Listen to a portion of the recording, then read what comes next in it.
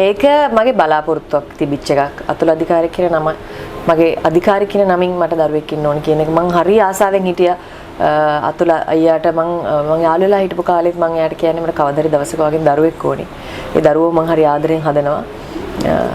මට ඔයාගේ නම තියෙන දරුවෙක් ඕනේ වෙන කිසිම දෙයකට නෙවෙයි. මට මේ ශේෂ්ත්‍රයට දාලා මේ අතුල අධිකාරියගේ දුව මට ඕන නම් මෙයාව මෙහෙම මං එහෙම කිසිම දෙයකට යව තලු කරන්නෙත් නැහැ. මං එහෙම ළමයාව කිසිම දෙයකට පොළඹවන්නෙත් නැහැ. යා මොනාටද දක්ෂ ඒ දක්ෂ තැනට යන්න දෙනවා මිසක් අපේ ශේෂ්ත්‍රයට එන්න මේක කරන්නව තාත්ති වගේ සින්දු කියන්නේ නැහැ. එහෙම දෙයක් නැහැ. මට ඕනි වුණේ මොකද මම අද වැජබෙන්නේ ඇත්තටම අධිකාරී සර්නෙම් එක මගේ මේ නමේ අගට ආපු හින්දා.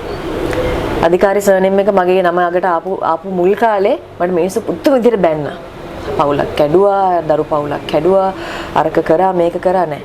මම පවුලක් කැඩුවේ නැහැ.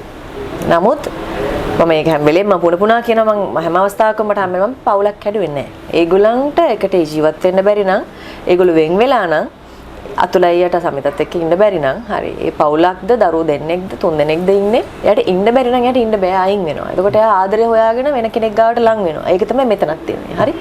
එතකොට මට හැම වෙලේම ඇඟිලි දික් කරන්න ගත්තා මේ පවුල මෙහෙම වුණා අරම වුණා මම හින්දා නෑ. මං හින්දා මුකුත් උන්නේ නෑ. මං හින්දා උනේ අතුලයියටත් මටත් අලුත් ජීවිත දෙකක් හම්බ වෙච්ච.